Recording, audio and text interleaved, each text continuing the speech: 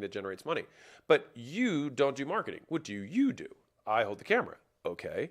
So then what ways do you make us money? Not the marketing function. This is where it gets more interesting. So if I had this camera person and he or she, right? Slow down. He or she holds the camera. I say, all right,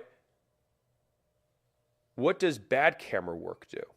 Well, bad camera work would be a waste of time, right, of the entire team. Number two, the media would perform not as well because it would be off center, or, it would just, the lighting would be off, whatever the hell, right? On top of that, we'd waste the footage. I'm trying to think, what other things would it cost us in the business? We'd probably have equipment that would be ill-fitted. We wouldn't save the stuff that we'd have. All of these are huge cost centers. And so you can reverse each of these kind of potential mistakes into these are the things that we have to make. What percentage of the time was everything saved correctly? Was it named correctly in the system? Saved to the correct drive? Time-stamped appropriately? The lighting and or camera was set up correctly, and it was on time, so we could start at the time we said we were going to. If that's 100% of the time, it's like, dude, you're making us money, and here's how. And I think that when people have the understanding of how what they do relates to how the company makes money, it gives more meaning to like what impact. People are like, I wish I had more impact. It's like, it's usually because they do it. Like if you have a job in a company, you have an impact. You probably just don't know what the impact is. And so decide and explaining that to somebody, I think is a very big unlock because they see the value that their role provides in the overall org. All right. Now, before you have this, because again, we're trying to replace ourselves here. We have our little scorecard. We have our KPIs. Let's say you were the camera guy, right? The next thing is we have to have some sort of test to graduate the person, which is, can someone, 80% is you, get 100% of the result? And the key learning that I had, this is a belief that I had to have broken, was that, number one, there are people who can, like, no one's going to ever be able to do it as well as you. Not true. No one's going to be able to do it as well as you with, 1/10 of the work, with 1/10 of the practice or reps, but every human is replaceable, in my opinion. And we know that because humans have replaced all humans since the beginning of time. But we can know that on a shorter time horizon, if they only learned all the things that you learned the right way without learning all the bad mistakes, they might be able to get to 50% as good as you right off the bat. And so a belief that I would like to switch for you, I'll give you two. Number one is,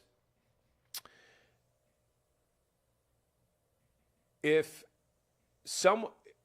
I can do it right with part of my time, someone else can do it better with all of their time. So you might be able to do a 5 out of 10, which you consider to be 100, because it's 1/10 of your time. But if someone spent all of their time doing, they for sure should be better than you over time with enough practice. And so that is the first one. The second one, I forgot what I was going to say, which leaves us very naturally to the second big bucket of things. So the first one, big picture, is we get a big inventory. We create the decision trees. So we have our big list of stuff. We slide in the people we have. What's left over? We then have our scorecard that we can make for people. We have our decision trees that they can decide up to with certain amounts of money. And then we have a test at the end, which tells them whether they pass or not, are they good enough. Okay, here was the second belief I just remembered, which is you can outwork anyone in your business. You will not be able to outwork everyone. And this is something that it took me too long to learn. You can imagine me, I pride myself on my work ethic, but I can't outwork everyone. And so the longer it took me to realize that, the longer it limited my ability to grow. I can do a mountain of work, but I can't do Mount Everest. That requires more hands and more shovels. Which brings us to number two. So you want to start trading doing for managing and leading. So here's the simple math behind this. Like, there's actual math here, which is, let's say you swap 200 hours a month, so roughly 50 hours a week of work, for doing 20 hours of managing. So now you go from 50 to 5. So you have a 10th or 10x improvement in leverage. And you replace yourself, again, by hiring a manager the next time. And then you trade the 4 hours for 1 hour, right? And so this is basically how leverage occurs through labor, right? Is that you have to turn your effort into an organization that produces without you, right? And so employees or AI in the future, right, make a fully functioning enterprise that can continue to scale. And that's kind of my litmus test. Is the baseline is, does it burn down without me? For many of you, if you just get to here, you'd love your business 10 times more. Like, I can actually leave for a month and come back and it didn't burn down. Thank God. right? But where it gets really nasty and really exciting is where you can leave for a month, and when you come back, it's in a better position than it was when you left. That is a business that people want to buy, because what it functions as is essentially a faster growing annuity for an investor, which gives them a big multiple, which is why they pay you lots of money for it. So let's walk through what this actually looks like. So the first, there's kind of 3 steps to it. So you'll shadow train. So this is where they watch you do it. The next is you supervise them doing it. So they do it in front of you. So you do it in front of them. They do it in front of you.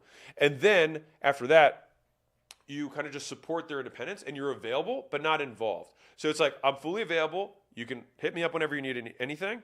And then what happens is in the beginning, they require a little bit more ad hoc calls, consults, help. And then over time, if you have a competent employee, those decisions get automated back down to them, right? And so that's when the full handoff occurs, is that they own it completely.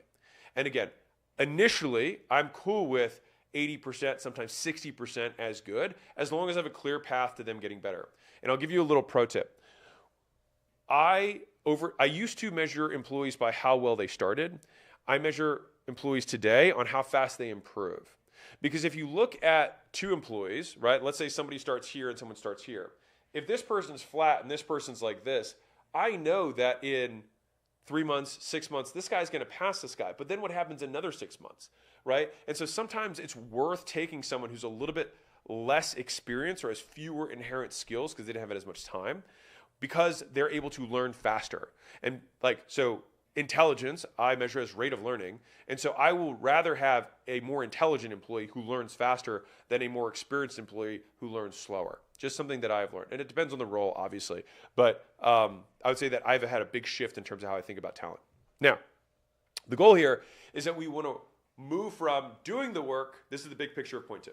Move from doing the work to managing people, right? We focus on recruiting A players, not doing A player work. We focus on the business